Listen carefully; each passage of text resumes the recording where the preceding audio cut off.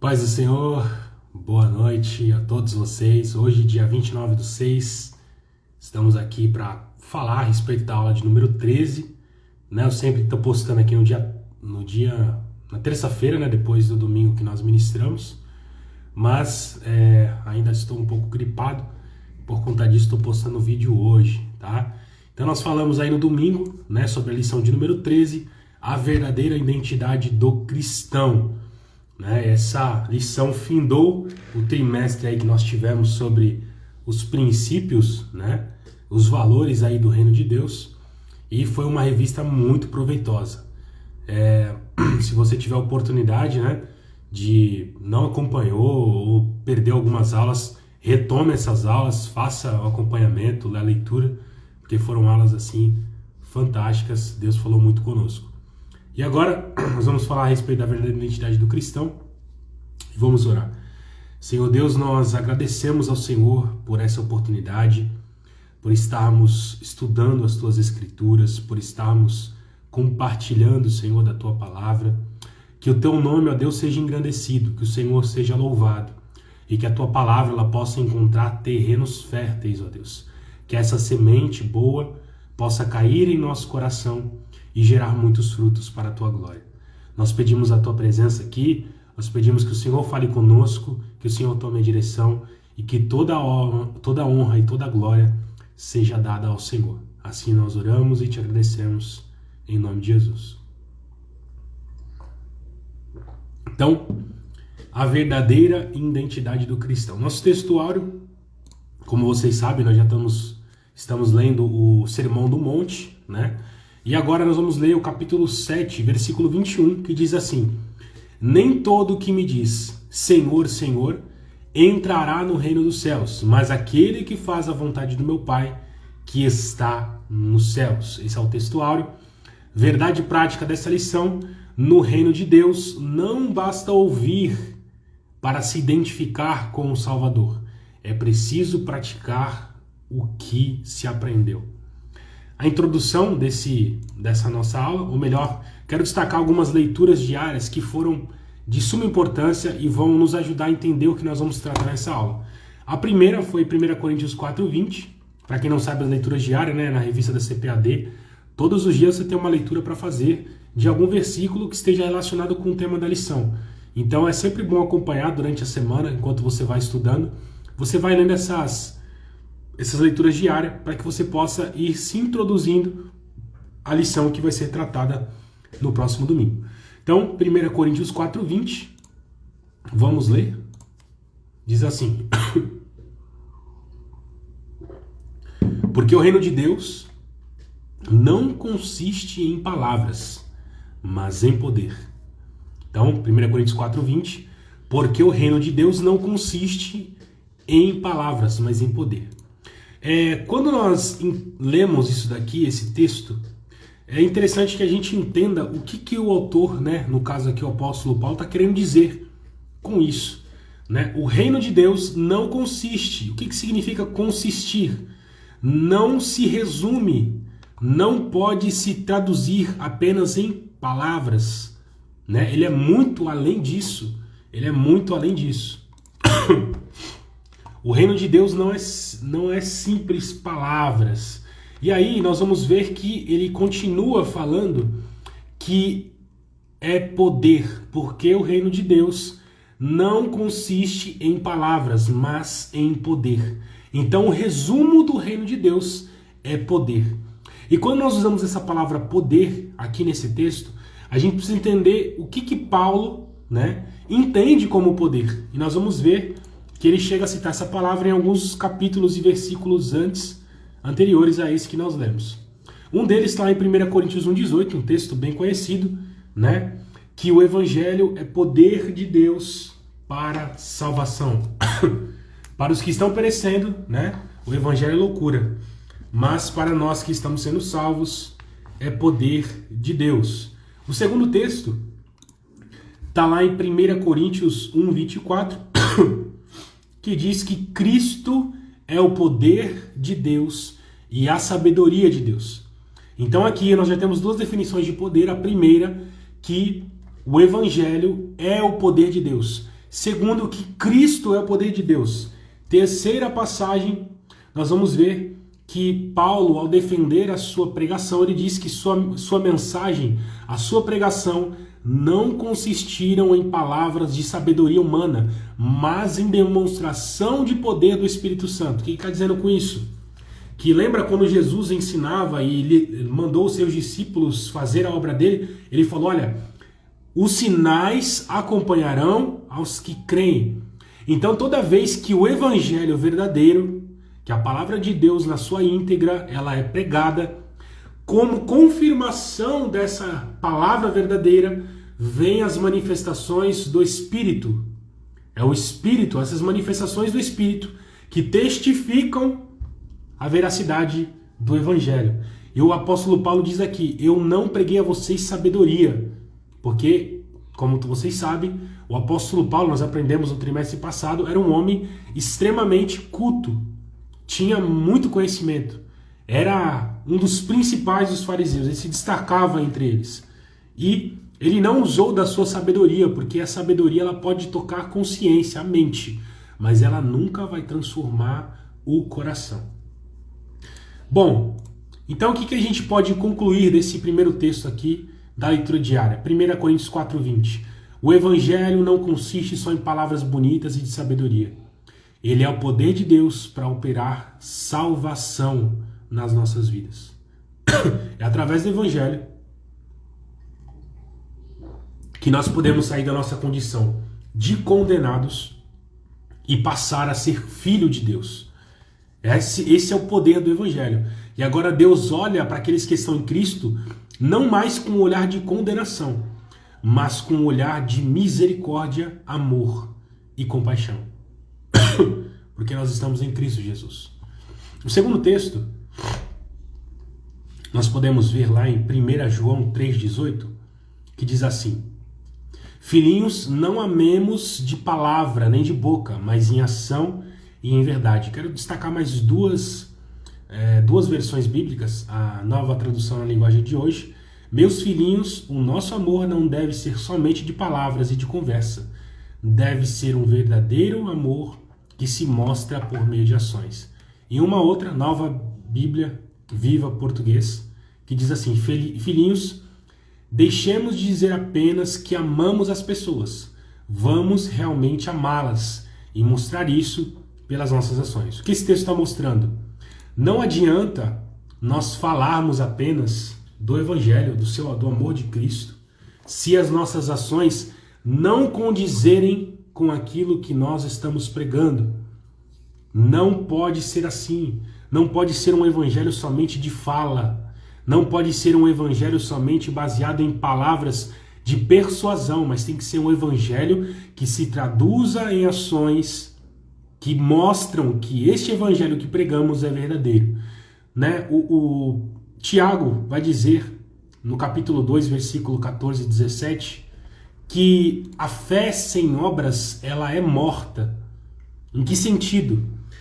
Muitas pessoas entram em conflito porque o apóstolo Paulo diz que é necessário somente a fé para salvar. Por exemplo, a gente vê Efésios 2, do 8 ao 9, falando disso. Nós vemos Romanos 1,17, que o justo viverá pela fé.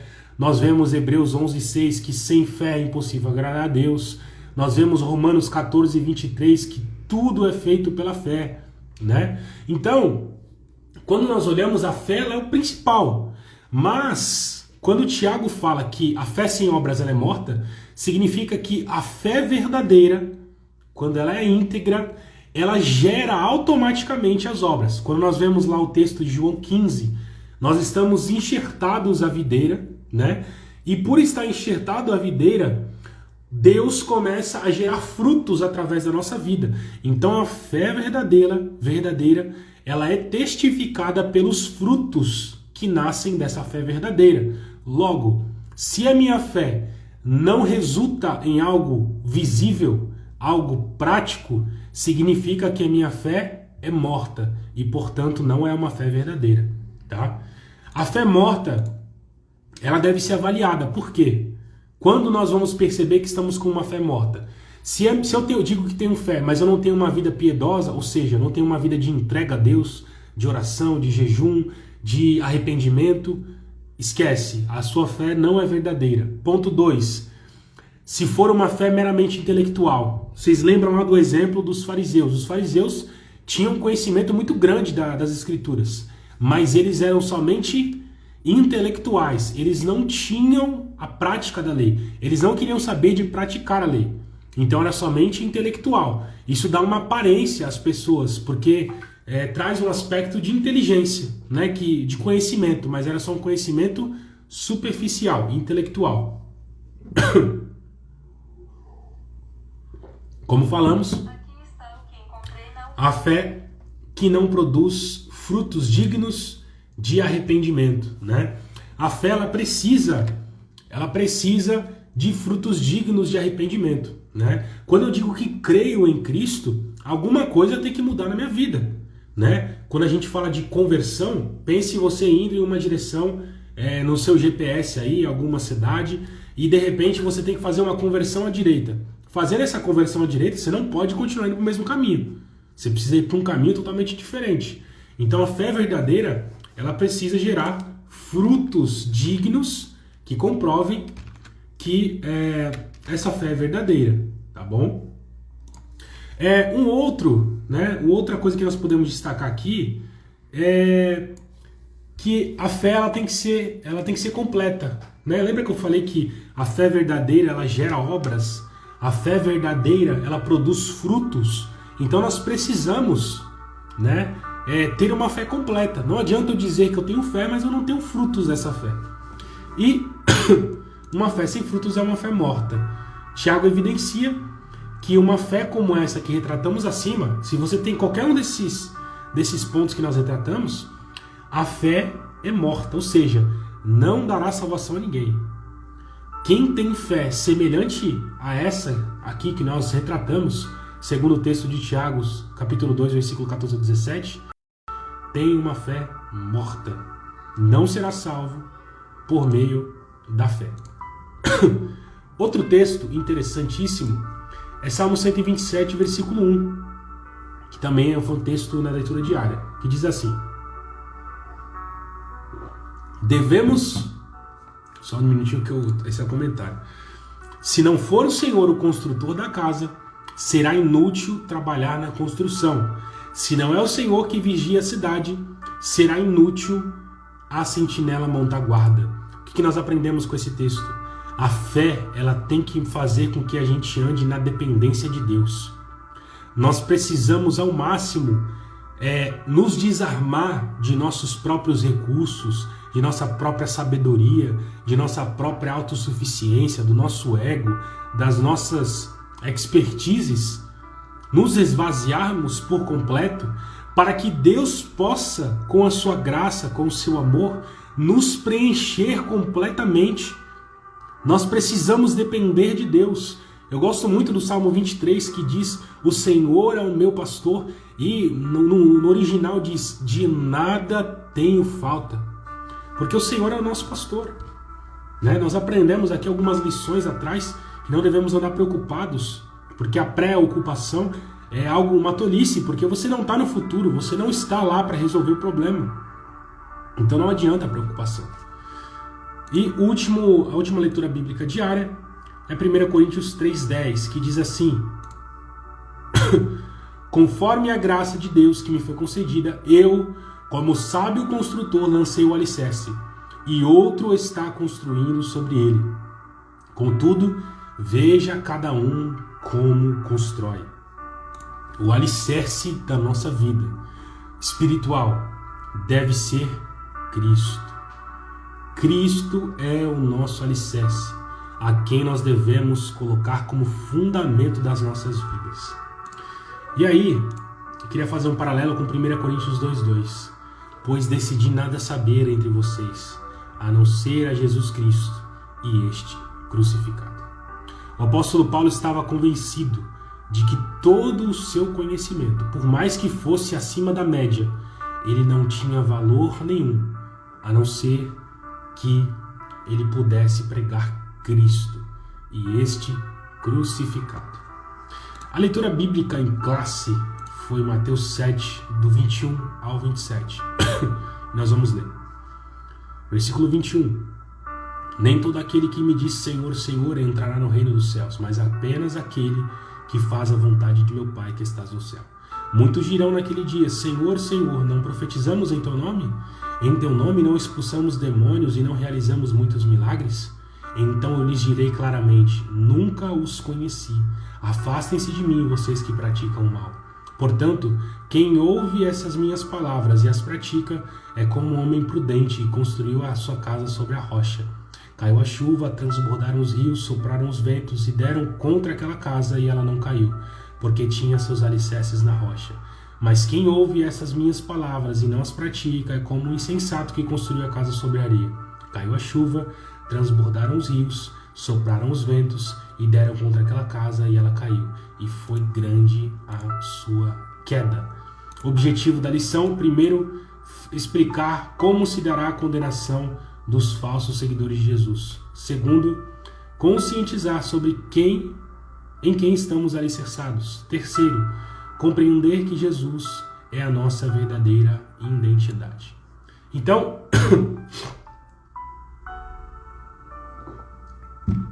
começando aqui, a condenação dos falsos seguidores de Jesus, é o primeiro tópico. Versículo 21, volte aí comigo, vamos ler juntos. Deixa eu abrir aqui na minha Bíblia também. Mateus 7, 21, Nem todo aquele que diz Senhor, Senhor entrará no reino dos céus. Vamos ler junto. Capítulo 7, versículo 21. Nem todo aquele que me diz Senhor, Senhor, Senhor, Senhor entrará no reino dos céus, mas apenas aquele que faz a vontade do meu Pai que estás no céu.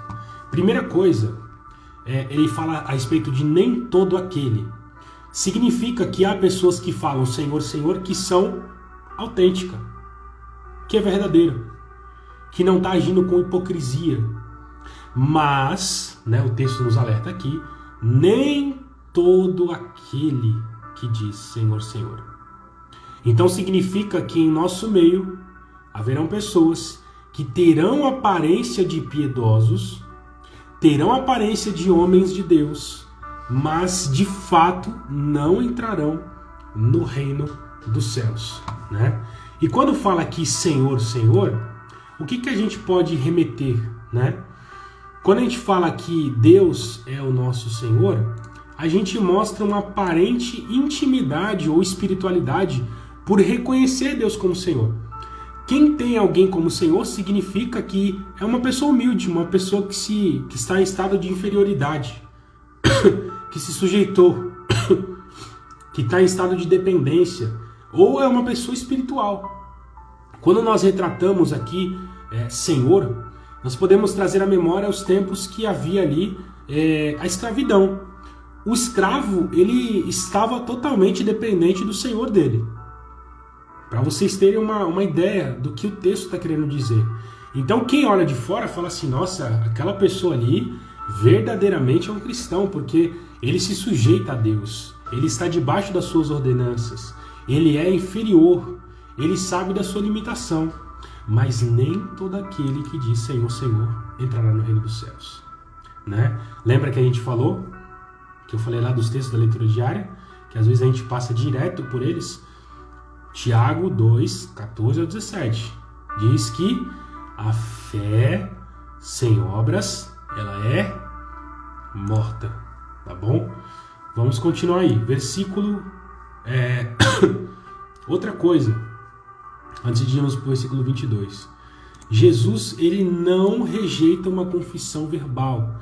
Não significa aqui que falar Senhor, Senhor ou confessar ele verbalmente não tenha valor. A gente vê Mateus 10, 32, que Jesus fala, quem pois me confessar diante dos homens, eu também o confessarei diante do Pai que estás no céu. João 3,15, que para todo aquele que nele crê, não pereça, mas tenha vida eterna. Lucas 23, do 40 ao 43, nós vemos o ladrão da cruz, reconhecendo a Jesus como Senhor e indo ao céu junto com Jesus. Jesus fala para ele, certamente hoje tu estarás comigo.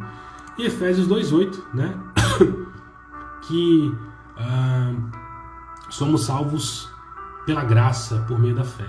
né? Então Jesus ele não rejeita uma confissão verbal, desde que aqui a grande diferença que nós tenhamos um coração transformado e verdadeiro, né, diante de Deus.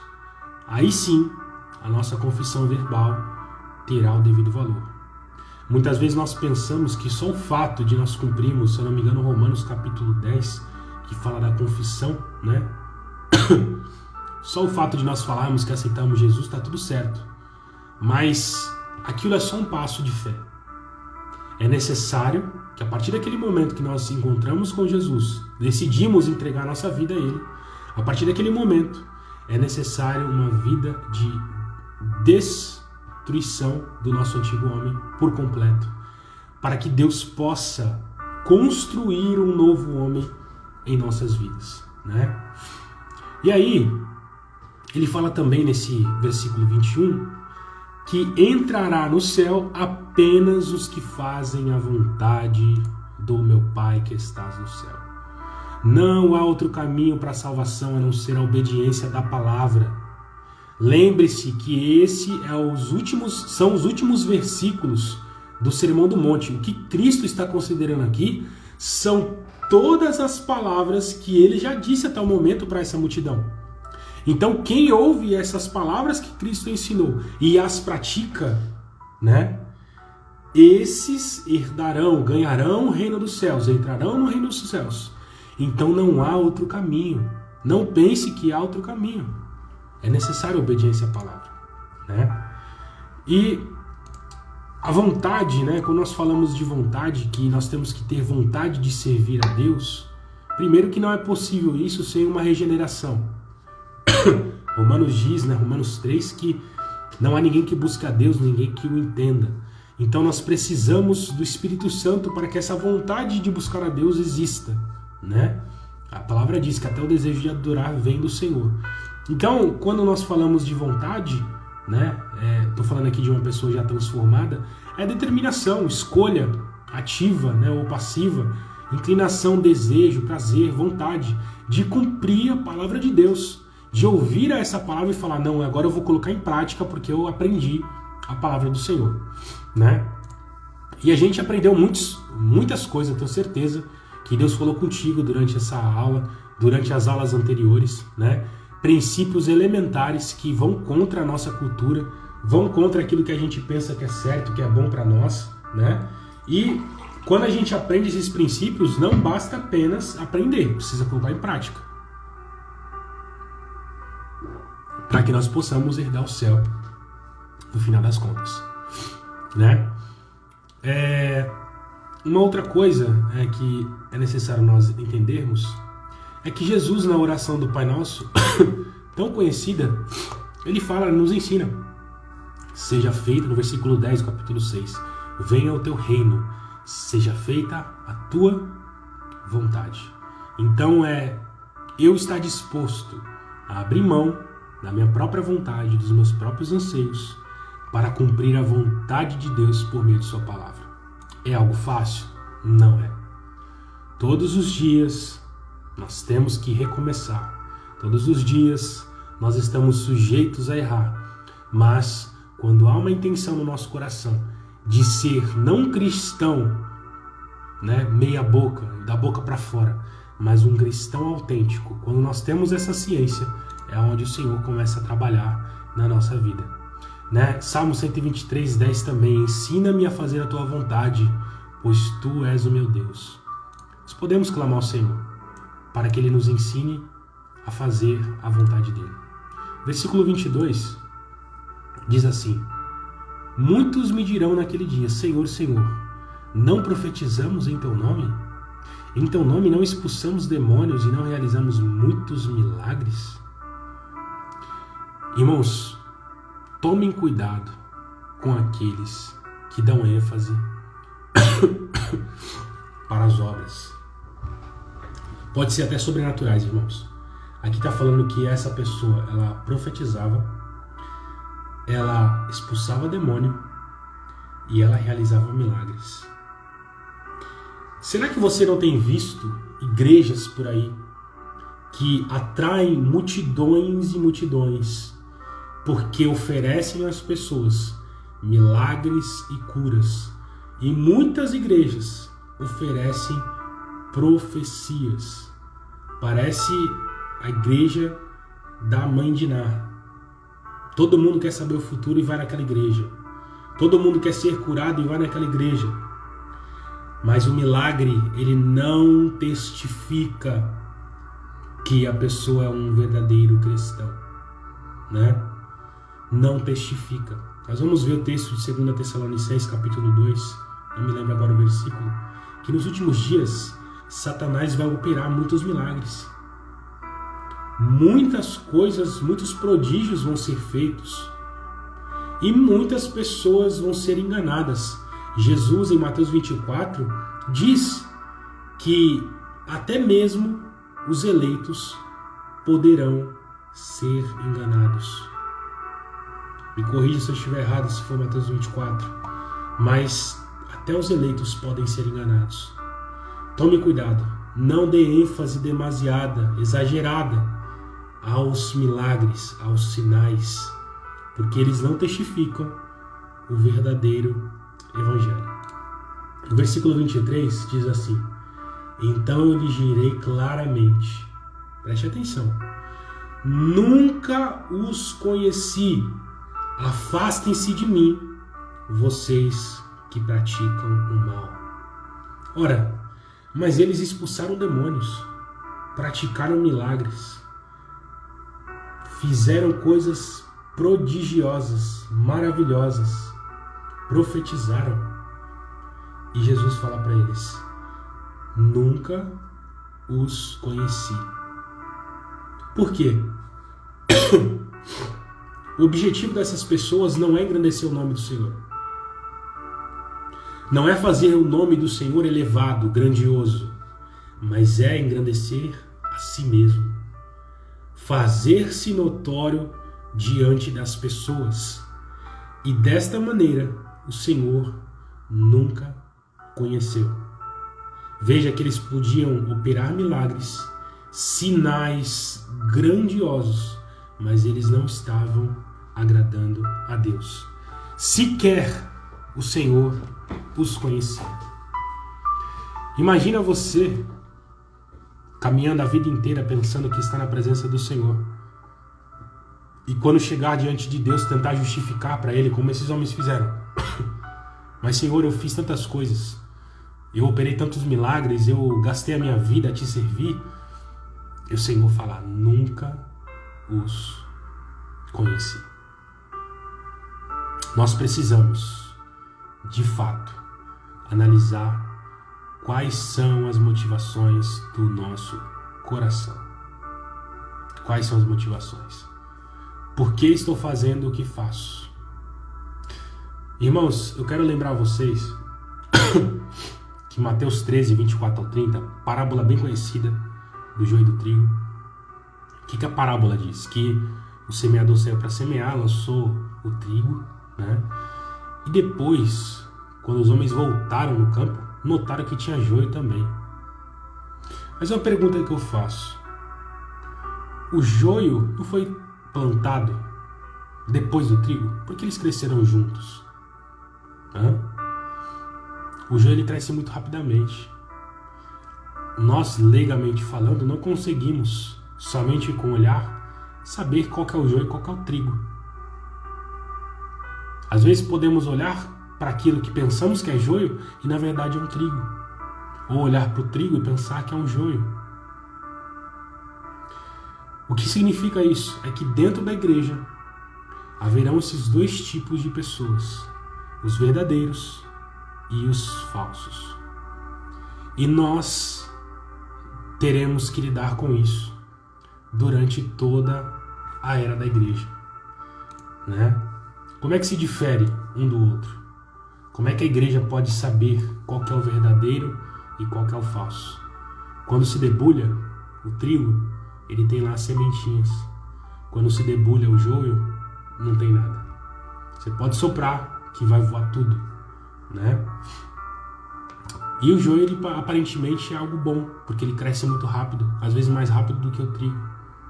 E a gente avalia e fala assim, nossa, essa pessoa é abençoada, está crescendo muito rapidamente. Deus está abençoando demais.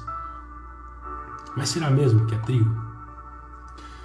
E aí, quando a gente fala também de crescer lentamente, como o trigo, a gente fala de aprofundar raízes. É necessário aprofundar raízes. É necessário não ter uma raiz somente superficial, para que possamos aguentar nos momentos mais difíceis, né? A igreja terá que conviver com o joio, como eu disse, mas no final haverá distinção entre joio e trigo. E sabe quem vai fazer essa distinção? O Senhor. Muitos romantizam o Evangelho. Falam assim, nossa, o Evangelho de Cristo é amor somente. Mas se atentem ao texto de Mateus 13, do 24 ao 30. Diz que o Senhor vai pegar o joio, vai juntar esse joio e vai lançar no fogo. Vocês lembram do texto que acabamos de ler? Muitos me dirão naquele dia, Senhor, Senhor, não profetizamos em teu nome? E qual foi a resposta de Deus para eles? Nunca os conheci, afastem-se de mim, vocês que praticam o mal. Não pensem que Deus é só amor, também é fogo consumidor. Haverá um dia em que não estará mais disponível a graça e nem as misericórdias do Senhor. Não estarão mais disponíveis. Vocês lembram o que aconteceu com Noé? Somente a sua família foi salva. Todas as pessoas que não acreditaram que aquilo que Noé estava profetizando iria acontecer, elas morreram do lado de fora da arca. Eu fico imaginando pessoas gritando, pedindo para que Noé abrisse a porta, mas em nenhum momento a porta foi aberta e eles morreram. Você lembra quando Deus chama Abraão e fala, Abraão, leve o teu filho Isaque ao alto do monte e chegando lá o sacrifique para mim. Abraão foi, amarrou seu filho, levantou o machado e foi impedido por um anjo. Mas alguns anos depois, o Senhor, tendo o seu filho primogênito, aliás, unigênito, na cruz, ele não deixou com que o machado recuasse. E Jesus morreu. E ele, antes de morrer, disse, Senhor, Senhor, por que me abandonaste? Temos que saber que o Senhor Jesus, que o nosso Deus, nos dá uma oportunidade nesse momento, nesse tempo, de se render a Ele, de entregar a nossa vida de todo o coração e sermos participantes dessa graça disponibilizados por Cristo. Mas João 3, versículo 16 em diante diz, aqueles que creem já estão salvos, mas quem não crê já está condenado, porque o julgamento é este. Os homens, conhecendo a luz, amaram as trevas. Cristo está disponível. Nós podemos nos render a Jesus, mas haverá um momento em que a porta da arca estará fechada. A porta da arca estará fechada. O Evangelho não é um romantismo. Deus é amor, mas em breve será fogo consumidor. E aí a gente vai para o segundo tema. Em quem estamos alicerçados? No que a nossa fé se baseia? Versículo 24 diz assim, portanto, quem ouve as minhas palavras e as pratica é como um homem prudente que construiu a casa sobre a rocha. A diferença, irmãos, entre escutar e ouvir Escutar é como passa aí da sua rua, onde você estiver agora. Com certeza você está ouvindo algum barulho, mas não está dando ouvidos a esse barulho. Há uma diferença. Há uma diferença. E muitas vezes nós somente escutamos o evangelho. Entra por um ouvido e sai pelo outro e não gera resultado nenhum. Lemos a palavra de Deus como um livro qualquer, não gera resultado nenhum em nós. E nós precisamos dar ouvidos, ou seja, atentar-se ao que está sendo dito e colocar dentro do nosso coração, para que possamos agir nesse objetivo. Há pessoas que ouvirão e outras que apenas escutarão a palavra. Motivo para isso? Não está sensível ao Espírito Santo. Está com o coração fechado. Segundo, porque o diabo roubou a semente. A palavra diz que a semente é lançada e o diabo vem e rouba. Terceiro, porque a palavra não é atrativa e gerou repulsa aos ouvidos. A Bíblia diz que nos últimos dias os homens não suportarão ouvir a sã doutrina e, sentindo coceiras, comichão em seus ouvidos, procurarão mestres a si mesmos, porque eles vão querer ouvir somente o que lhe convém. O Evangelho fala de morte para si mesmo. O Evangelho fala de morrer para que outros possam viver. E isso é um nível avançado que nós como cristãos temos que ter isso queimando no nosso coração. De um dia poder ter coragem de amar tanto a Jesus que até mesmo a nossa vida nós iremos entregar por Cristo. Será que nós temos coragem de abrir mão de tudo que temos e somos por Cristo? Muitos apenas ouvem. Mas a primeira atitude é ouvir. Se eu quero ser transformado pela palavra, a primeira coisa que eu tenho que fazer é ouvir. É a primeira coisa. Mas não é ouvir qualquer coisa. O que diz aqui? Quem ouve estas minhas palavras, as minhas palavras, as palavras de Cristo e não as palavras de sabedoria humana. Não basta ouvir outras coisas relacionadas ao Evangelho.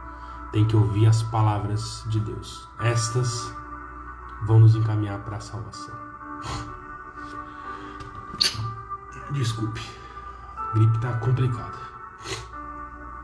Muitas vezes nós estamos ouvindo pessoas que falam a respeito da palavra. É errado? Não. As pessoas às vezes usam, querem tratar algum assunto e falam a respeito da palavra de Deus. O que nós precisamos fazer como cristãos? Vamos verificar o que está sendo dito, se aquilo que está sendo dito está de acordo com as Escrituras. E se tiver validade nas Escrituras, iremos tomar como verdade para nós, como palavra de Deus. O que é o ideal? Nós pregarmos, ouvirmos pregações que sejam a exposição da palavra. É tirar do texto o que o texto está dizendo e não imputar ao texto aquilo que eu quero dizer. Esse é o verdadeiro, o que é desejável, Mas a gente sabe que isso muitas vezes não acontece porque dá trabalho lermos a palavra e extrair dela aquilo que ela está dizendo. Você precisa gastar horas e horas ali para entender, porque há diversas dificuldades que nós precisamos vencer ao interpretar a Bíblia. Além disso,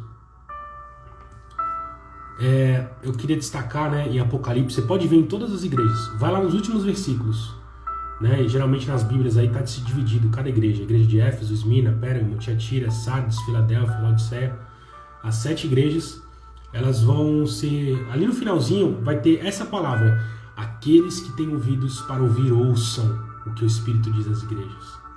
O que isso mostra? O sinal dos últimos dias é a perda de audição. As pessoas não escutarão mais a palavra de Deus. não terão mais prazer em ouvi-la. E aquele que tem ouvido para ouvir, que ouça a palavra de Deus. E o alicerce, versículo 24, o homem prudente que construiu a sua casa sobre a rocha. Quando nós temos o Evangelho como sentido, como o fundamento da nossa vida, nós construímos a nossa casa sobre a rocha, ela não vai ser abalada. Não vai ser abalada, porque Cristo é a pedra angular, Ele é a pedra principal, Ele é o nosso sustento, Ele é o nosso fundamento, Ele é o nosso Deus, Ele é o nosso Senhor. Ele é tudo que temos, tudo que somos, Ele é Deus na nossa vida. E quando nós temos essa convicção, essa ciência, nós sabemos que a nossa casa não vai ser abalada.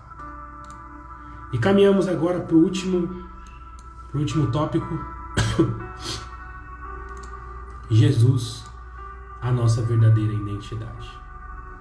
Queria destacar Gálatas 2:20. Fui crucificado com Cristo. Assim, já não sou eu quem vive, mas Cristo vive em mim. A vida que agora vivo, vivo no corpo. Vivo pela fé no Filho de Deus, que me amou e se entregou por mim. Lucas 9:23. Jesus dizia a todos: se alguém quiser acompanhar-me, negue-se a si mesmo, tome diariamente a sua cruz e siga-me. Gênesis 17:1, parte B. Sede santos como eu sou santo. Ele fala: eu sou o Deus Todo-Poderoso, ande segundo a minha vontade, seja íntegro, ou em outras versões, seja santo. 1 Pedro capítulo 1, versículo 15 ao 16. Assim como é santo aquele que os chamou, sejam santos vocês também em tudo o que fizerem, pois está escrito: sejam santos porque eu sou santo. Colossenses 1:27. A ele quis Deus dar a conhecer entre os gentios a glória e riqueza deste ministério, que é Cristo em vocês, a esperança da glória. Romanos 8:29. Pois aqueles que de antemão conheceu, também os predestinou para serem conformes à imagem de seu Filho, a fim de que ele seja o primogênito entre muitos irmãos. Deus deixou de ter um único filho, para agora Cristo ser o primogênito entre muitos irmãos. 2 Coríntios 3, versículo 3. Vocês demonstram que são uma carta de Cristo, resultado do nosso ministério, escrita não com tinta, mas com o Espírito do Deus vivo, não em tábuas de pedra, mas em tábuas de corações humanos. Concluo aqui essa lição dizendo que toda a nossa vida ela deve glorificar a Deus. Que você possa refletir sobre tudo que aprendemos nesse trimestre e que de fato a palavra do Senhor possa adentrar o teu coração e transformar a sua vida, para que possamos morrer para nós mesmos e Cristo viver nas nossas vidas. Que possamos declarar como Paulo: eu já fui crucificado com Cristo. Já não vivo mais eu, mas Cristo vive em mim. A nossa identidade agora é a identidade de filho de Deus. Fomos adotados, somos irmãos de Cristo e co-herdeiros em tudo que Deus deu a Ele. Saiba de uma coisa: aqueles que obedecem, ouvem as minhas palavras e as praticam, Jesus disse, estes herdarão o reino dos céus. É para lá que nós estamos indo. É para lá que nós estamos indo.